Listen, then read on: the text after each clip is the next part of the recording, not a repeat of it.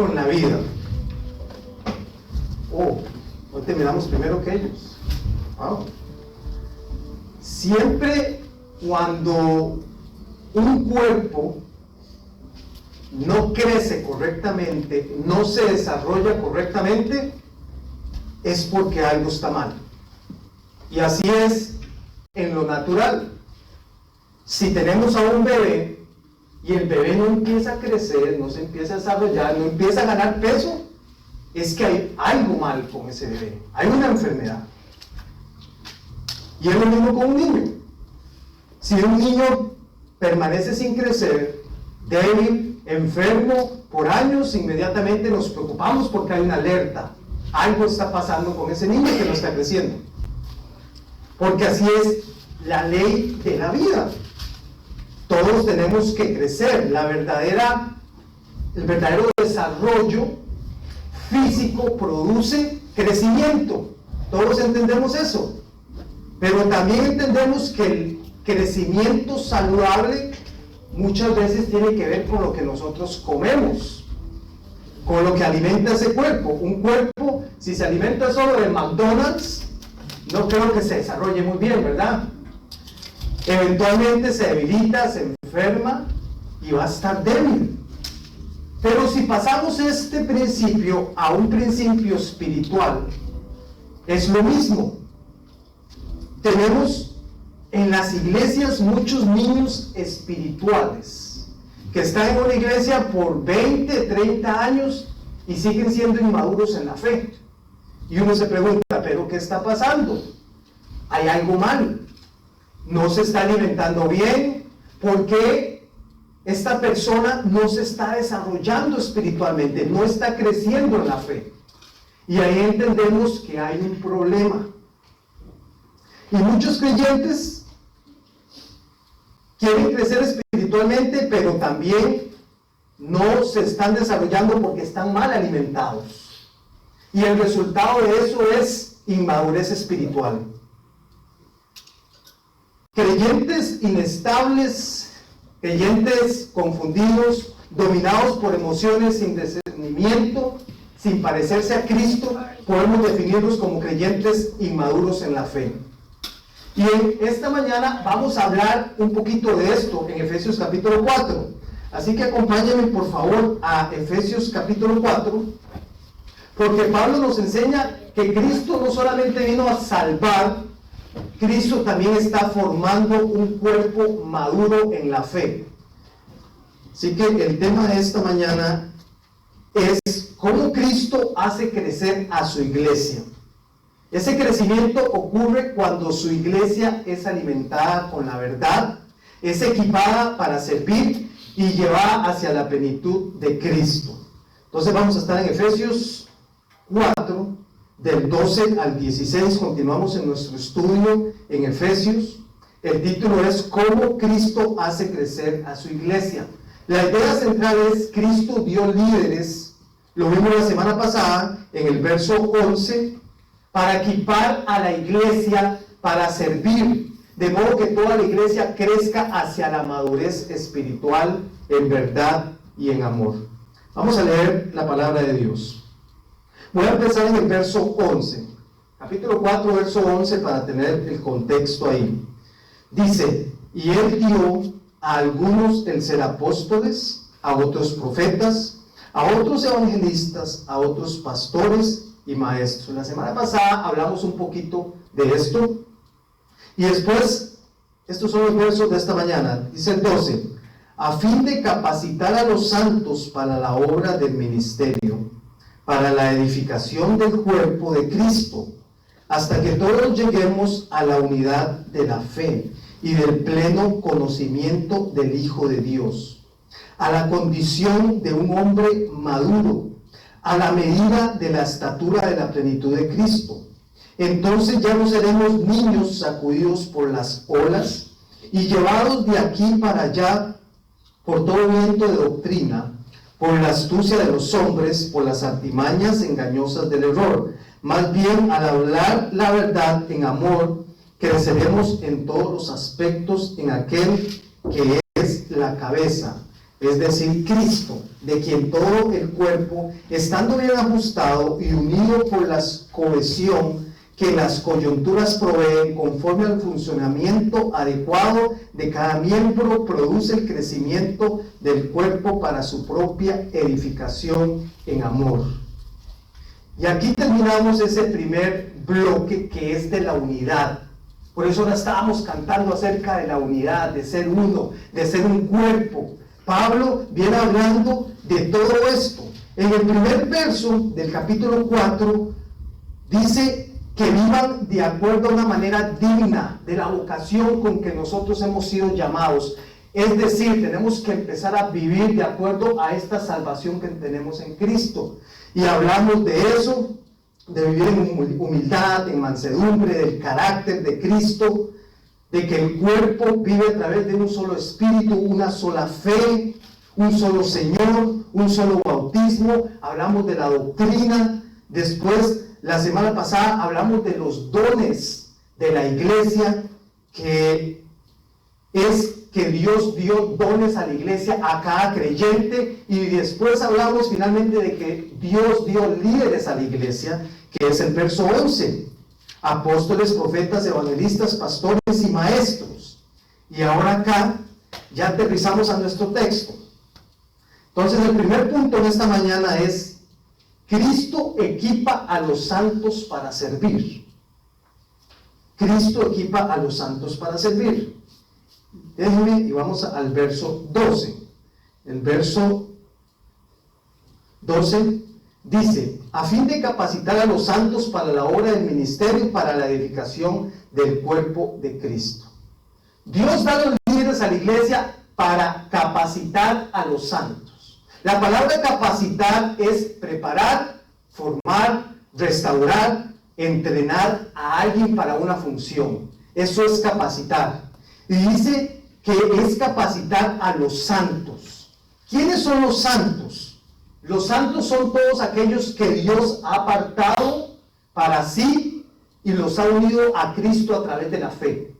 O sea, cualquiera que vive una fe a través de Cristo es santo, ya está en la iglesia, es escogido para Dios. Entonces el texto nos dice que los santos son capacitados para la obra del ministerio. Y esto es muy importante. La obra del ministerio no pertenece solo al pastor, como muchos piensan, sino que pertenece a todo el pueblo de Dios. Cada creyente ha sido llamado a participar activamente en la obra de Dios. La meta de la vida cristiana no es simplemente venir a los servicios. La meta no es ser un espectador espiritual. La meta es ser formado por Cristo para servir a Cristo dentro de su cuerpo, que es la iglesia. Después Pablo dice que todo esto lo hace para edificar el cuerpo de Cristo. Edificar significa construir, levantar, completar espiritualmente. El ministerio no existe para promover talentos o posiciones, preferencias, sino existe para edificar el cuerpo de Cristo. Una iglesia sana es aquella iglesia que está siendo equipada, que equipa a los santos para participar en la obra de Dios. Así que a través de este pasaje vemos que todo creyente debe ser equipado. No solo los líderes, todo creyente que es parte del cuerpo de la iglesia de Dios. Nadie nace espiritualmente maduro, es un proceso. Es un proceso donde nosotros vamos siendo equipados, entrenados, capacitados, vamos aprendiendo y vamos creciendo, pero vamos hacia un propósito.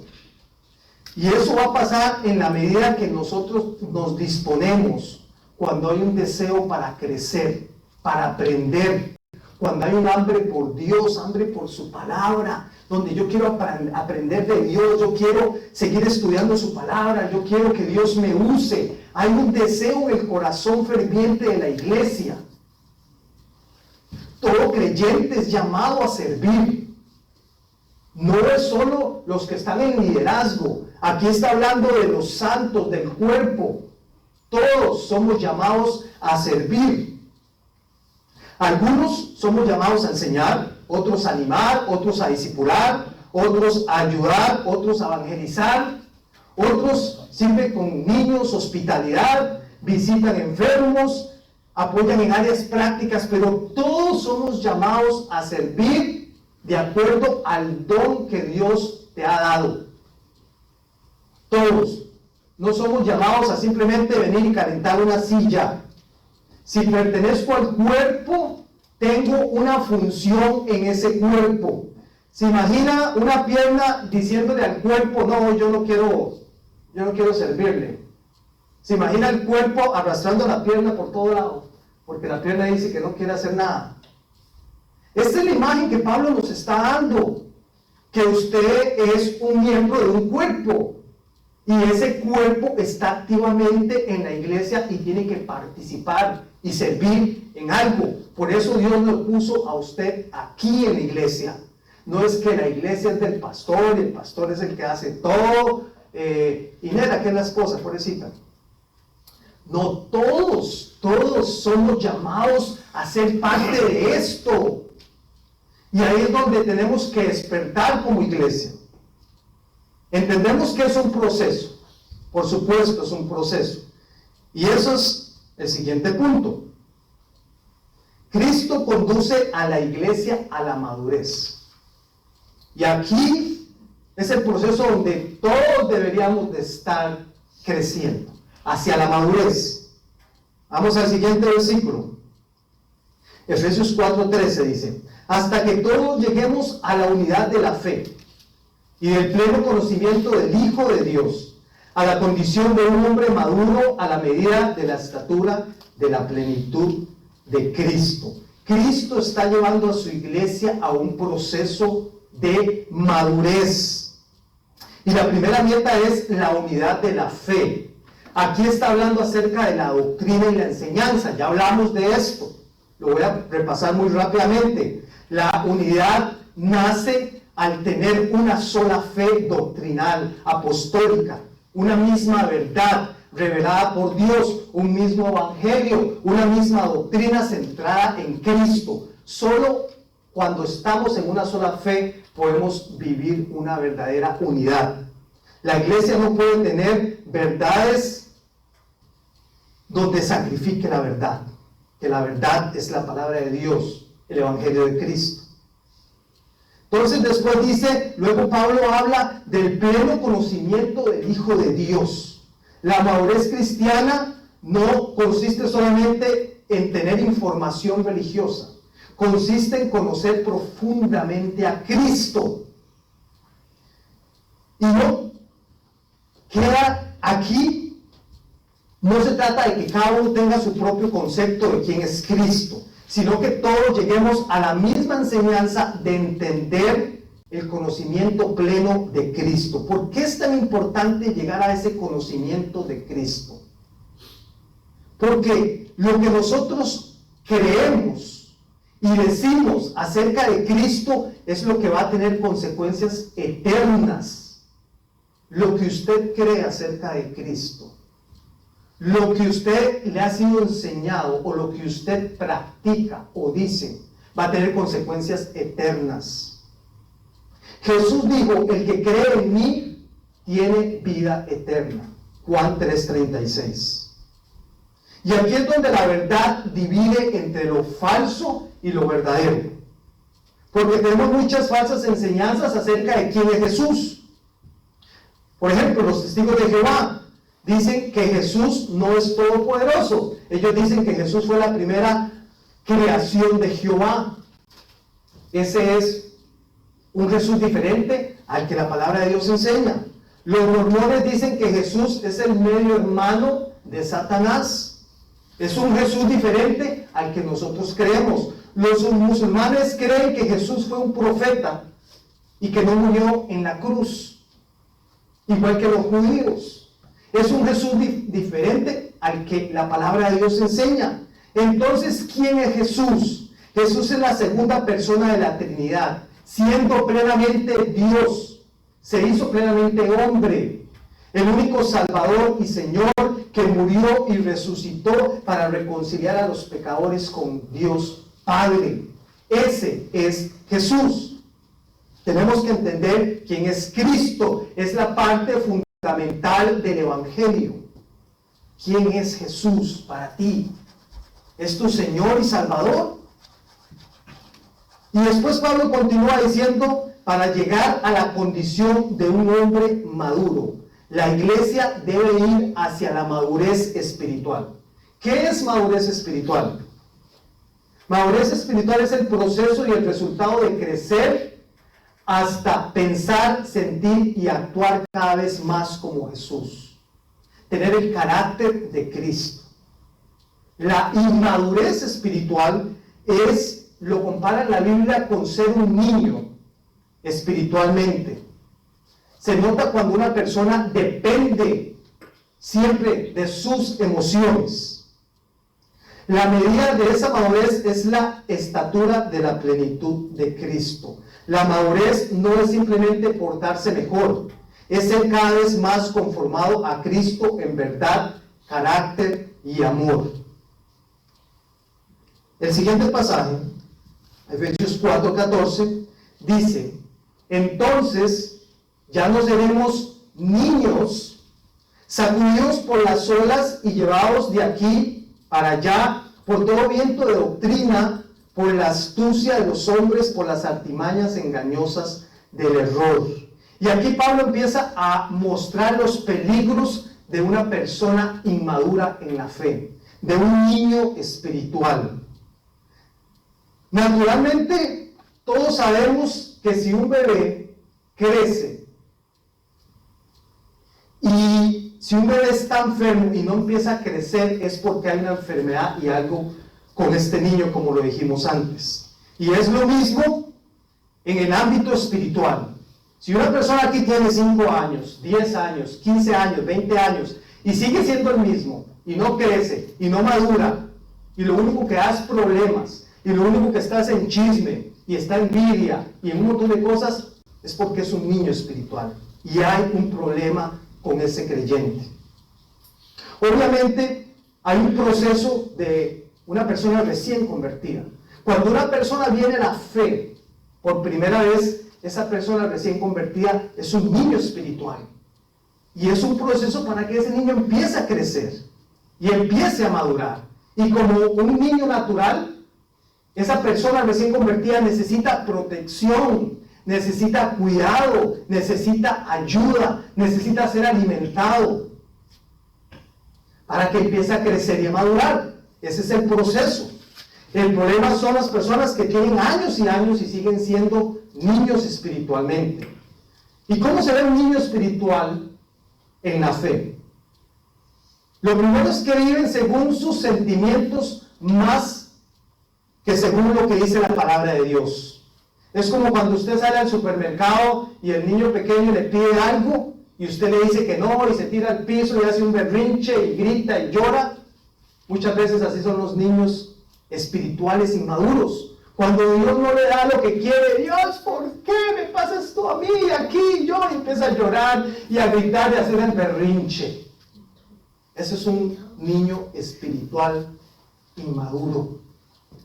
Porque no entiende que Dios es soberano y tiene un tiempo para todo. Y está, a través de todos los procesos, nos está enseñando algo. Su gozo depende de las circunstancias. Tiene falta de dominio propio. Reacciona impulsivamente como los niños. Tienen dificultades para controlar sus emociones. Un niño pequeño. Y muchas veces así son los niños espirituales. Vean lo que dice 1 Corintios 3, 1 al 3. Dice, así que yo, hermanos, no puedo hablarles como a espirituales, sino como a carnales, como a niños en Cristo. Vean lo que está diciendo Pablo. Son carnales, son niños. Dice, les di a beber leche, no alimento sólido, porque todavía no podían recibirlo. En verdad, ni aún ahora pueden. Tiene que darle biberón. No puede darle alimento sólido, porque son niños. Después continúa en el 3. Porque todavía son carnales, pues habiendo celos, discusiones entre ustedes, no son carnales y andan como hombres del mundo. Esos son los niños espirituales. Buscan ser servidos, que me den todo como un baby. Deme. No quiero hacer nada. Se ofende con facilidad. Andan en celos, andan en envidias, andan en chismes.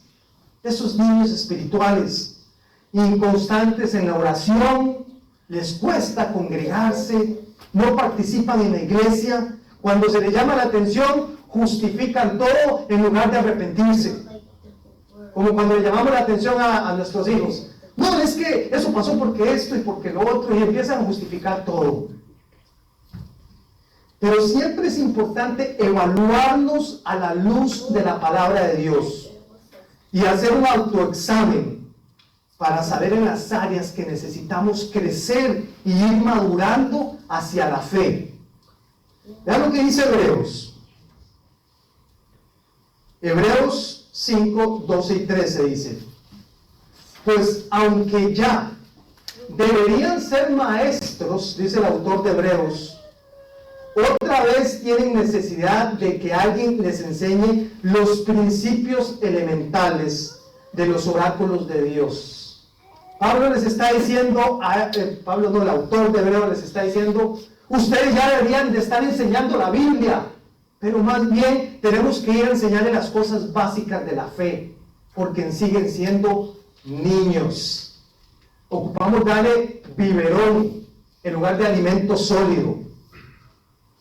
Dice, y han llegado a tener necesidad de leche y no de alimento sólido. Porque todo el que toma solo leche no está acostumbrado a la palabra de justicia porque es niño. Leche representa la inmadurez espiritual. El alimento sólido es una comprensión más profunda de la palabra de Dios.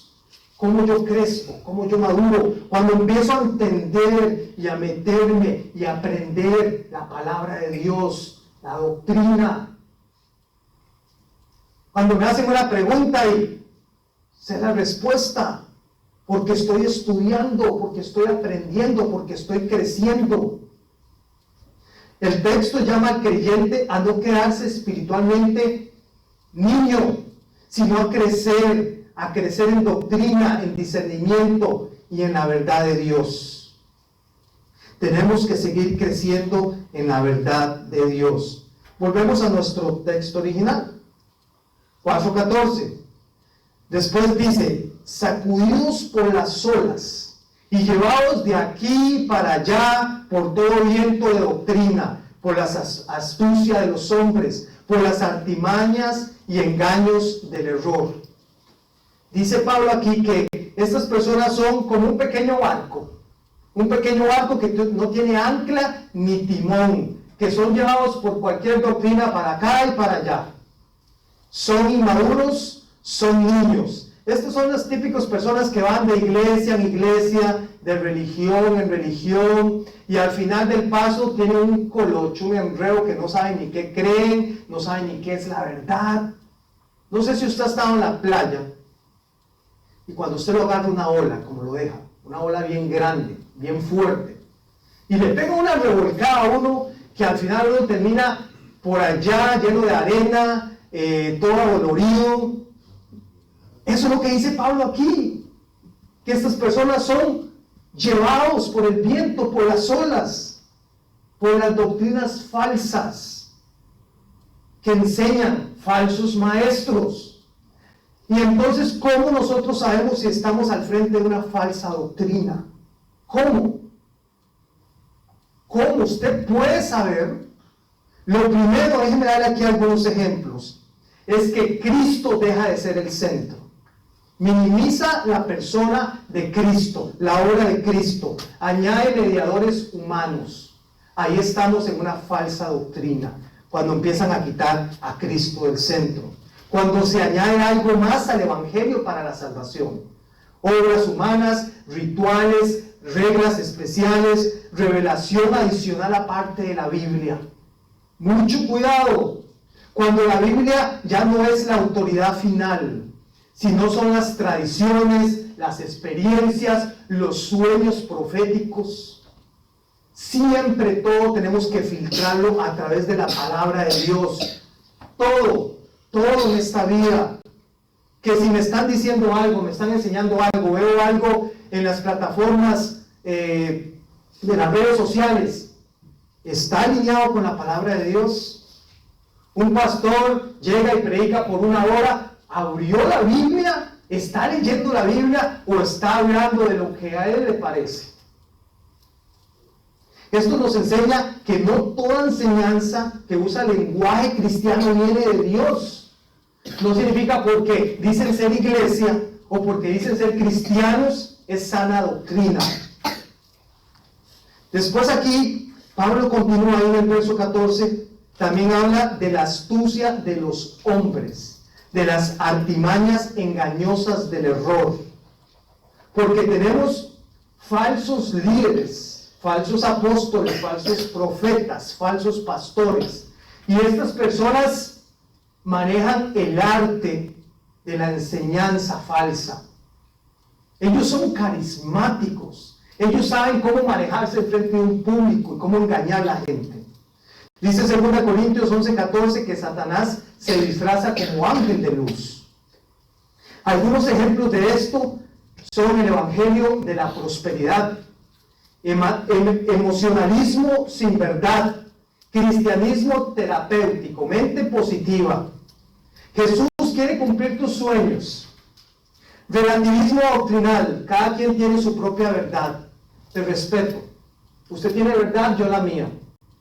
Redefinir pecado para agradar cultura, experiencias por encima de las escrituras. Todo esto son falsas doctrinas. Después continuamos en el verso 15. Para seguir avanzando.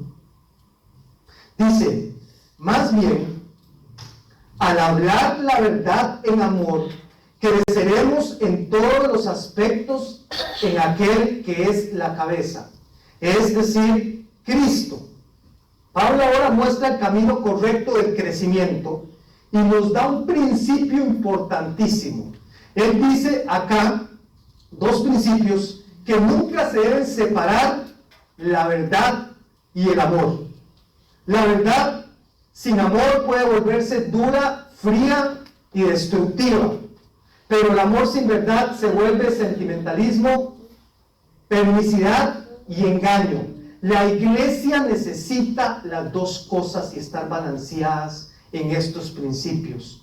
Verdad y amor. Son como hermanos gemelos. Siempre tienen que ir presentes en todo. Déjenme darle un ejemplo. Y de eso se habla mucho. ¿Qué pasaría si el próximo domingo entra un trans por esa puerta? Un hombre vestido de mujer, tacones altos, bien maquillado, pelo largo, y usted entra y dice, no, es una mujer. Pero cuando llega y habla, y dice, hola, soy Juana. Y usted dice, el Señor nos acompañe. ¿Qué haría usted como iglesia? ¿Cuál sería la respuesta bíblica si eso pasara aquí? ¿Usted sabe qué hacer? ¿Qué enseña la palabra de Dios? Le voy a dar un par de escenarios. Escenario 1. Le sacaríamos de aquí de una vez a patadas, fuera, hijo del diablo. Te vas para el infierno. Usted no puede estar aquí vestido de esa forma. ¿Dónde está el amor por esa alma? Ese es un extremo. Otro escenario. Pasa adelante. Sabes que Dios te ama tal y como eres. Tal como te hizo. Aquí siempre vas a ser bienvenido. ¿Dónde está la verdad bíblica? Ahí. Y muchas iglesias operan en esos dos extremos. Un montón de iglesias condenan, rechazan, sacan, por otro lado le dan una palmadita en la espalda y le dicen que todo está bien, que no hay ningún problema con él. Sacrifican el amor creyendo que están defendiendo la verdad, muchas veces. Y aquí es importante la madurez espiritual y entender lo que enseña el Evangelio, basado en amor y en verdad. ¿Qué enseña el Evangelio? El Evangelio de Cristo nos dice que Dios nos amó tanto, que envió a su Hijo a morir en la cruz para proveer un camino hacia la salvación.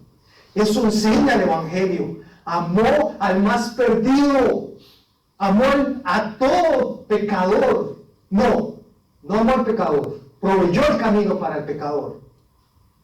Jesús, ¿con quién se relacionaba? Con pecadores, con prostitutas, con estafadores, con publicanos. Él proveyó el camino hacia la salvación.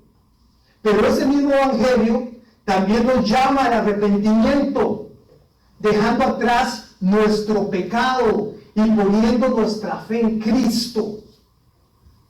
Hay iglesias que solo se van a un extremo y me dicen solo su cosa. Es que Dios es amor, es que Dios te quiere, es que Dios te quiere prosperar, es que todo bien, todo acerca del amor, todo acerca de las cosas buenas. Y es verdad, la Biblia habla de eso, pero no hablan de la otra verdad. Hablan solo del amor y no hablan de la verdad. ¿Qué es la verdad? Que te tienes que arrepentir de tu pecado, caminar en santidad, empezar a cambiar, empezar a ser transformado por el poder de Dios. No puedes seguir siendo la misma persona. Tiene que haber un cambio. Si yo conozco a Dios, yo tengo que ser digno de ese llamado y empezar a caminar en esa salvación que me lleva a la transformación, a la madurez. Esa es la verdad. Pero la verdad tiene que apoyarse en el amor. Jesús no solo vino a perdonar, sino también a transformar. ¿Qué diríamos nosotros como iglesia? Debemos recibir a toda persona con compasión genuina, pero también debemos llamar al pecado a lo que Dios llama pecado. Amar a alguien no significa afirmar todo lo que esa persona cree o practica. Una persona madura en la fe nunca va a separar estas verdades. Y esto se aplica para todo en la vida de un creyente. Hablar en amor y en verdad.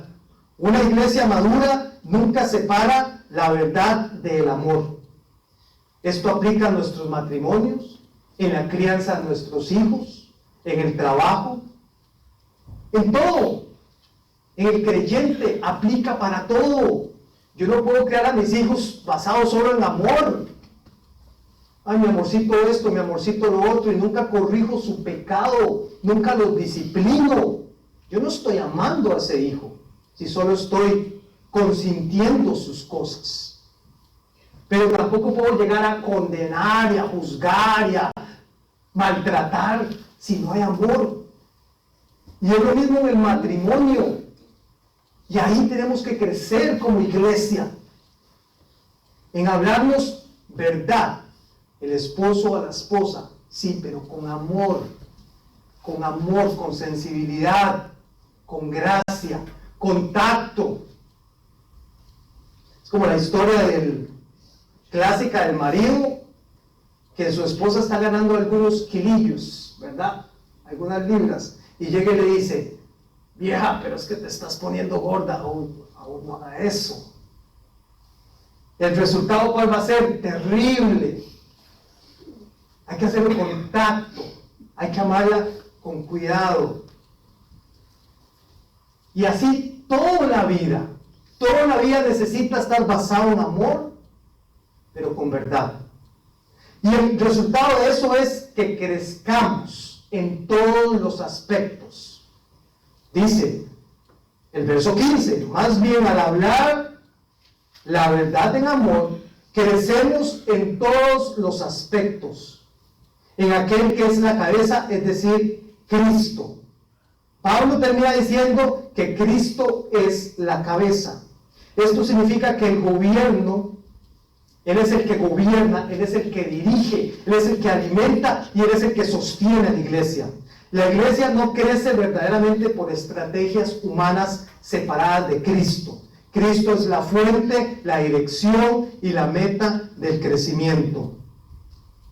Vamos al punto 3. Dice el punto 3: Cristo hace crecer al cuerpo cuando cada miembro trabaja. ¿Cómo así? Vamos al verso 16.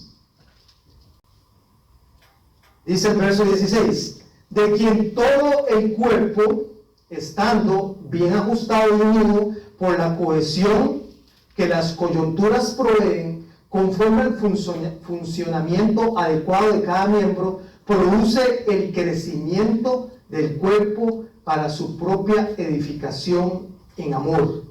Pablo termina mostrando cómo crece el cuerpo de Cristo, cómo crece la iglesia.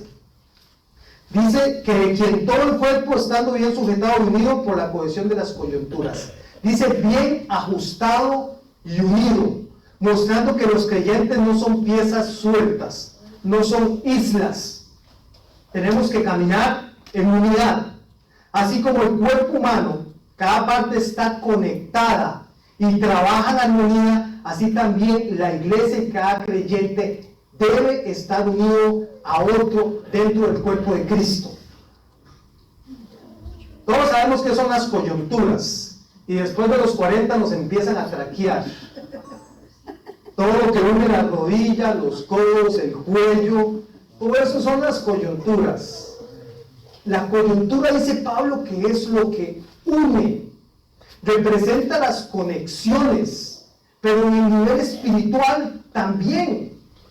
Y eso es lo que Dios usa para fortalecer y unir su iglesia en todo lo que hacemos unos con otros. El discipulado, la enseñanza, el servicio, el cuidado mutuo, la exhortación y el amor entre hermanos. Tenemos que estar unidos. Así como el cuerpo humano, lo que afecta una parte, afecta todo el cuerpo. También en la iglesia, lo que hacemos o dejamos de hacer afecta todo el cuerpo. Esta semana me agarró un dolor en los nervios, en una pierna, y eso me afectó todo el cuerpo por una semana. Algo tan pequeño, tan diminuto, y afectó todo el cuerpo. Y así es lo mismo en la iglesia. Cuando un miembro es afectado, todos nos vemos afectados. Así debería ser. Después Pablo continúa: conforme al funcionamiento adecuado de cada miembro. El cuerpo crece cuando cada miembro funciona correctamente. No dice que el cuerpo crece solamente cuando los líderes trabajan o el pastor trabaja. No dice que crece cuando solo unos poquitos trabajan. Dice que el cuerpo crece cuando cada miembro cumple su función. Y aquí nos está hablando a todos como iglesia. ¿Cuál es tu función en la iglesia? ¿Cuál es tu llamado en la iglesia? ¿Cuáles son los dones que Dios te está dando para ser parte del funcionamiento de este cuerpo? Porque cada miembro es indispensable. En el cuerpo humano, no todas las partes tienen la misma función, pero todas contribuyen a la salud del cuerpo. Cuando cada miembro sirve conforme a lo que Cristo le ha dado, el cuerpo empieza a crecer. Y ese crecimiento tiene una característica: se hace en amor. Pablo lo dice acá, de quien el cuerpo, dice el 15, más bien al hablar la verdad y el amor creceremos todos los aspectos. No, más bien estoy en el 16, perdón. Dice, de quien todo el cuerpo, estando bien ajustado y unido por la cohesión de las coyunturas, provee, conforme al funcionamiento adecuado de cada miembro, produce el crecimiento del cuerpo para su propia edificación en amor. En amor. Pablo enseña que la iglesia crece cuando se edifica correctamente en amor. El amor evita que la verdad se vuelva dura. El mejor ejemplo de esto yo me puse a investigar un poquito acerca del cuerpo. Y como es tan interesante como Pablo lo muestra acá, porque hay un líquido dentro de las coyunturas que se llama el líquido sinovial.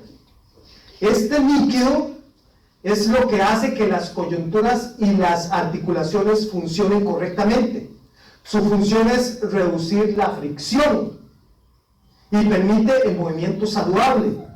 Sin ese líquido habría, cada vez que nosotros movemos una articulación, habría roce, inflamación, rigidez, desgaste y eventualmente daño en el cuerpo. Ese líquido. El amor en la iglesia es como ese líquido que mantiene a todos unidos funcionando bien.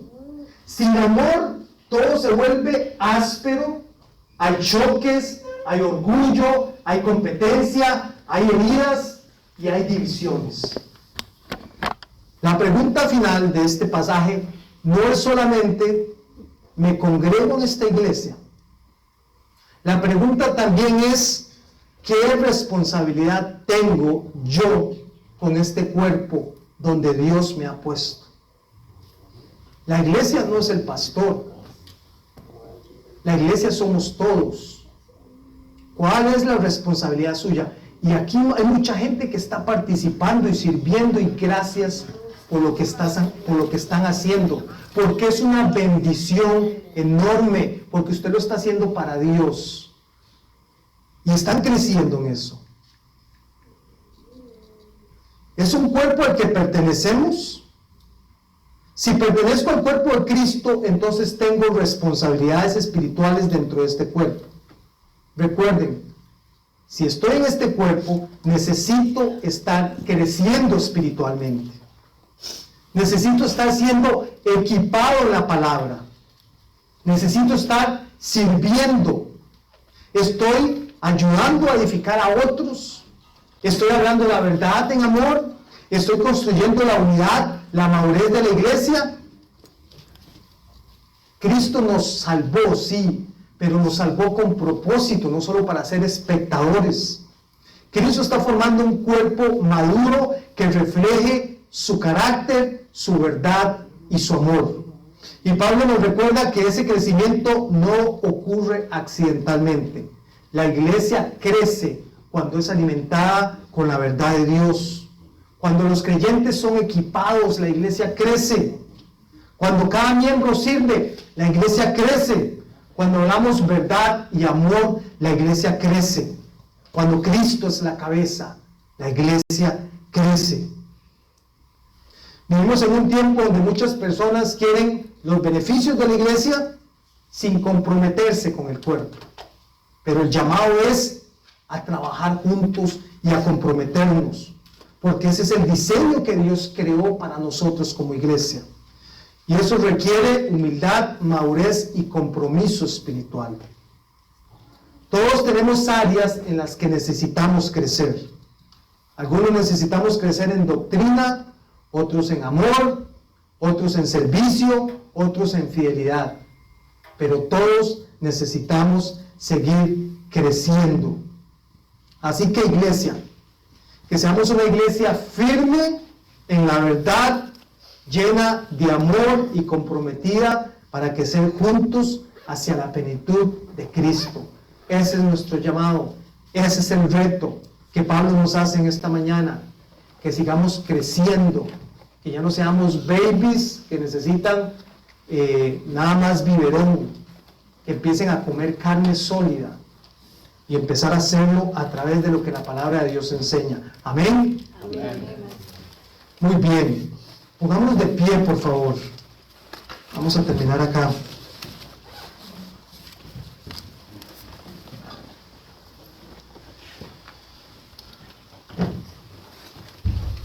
Y vamos a orar a Dios con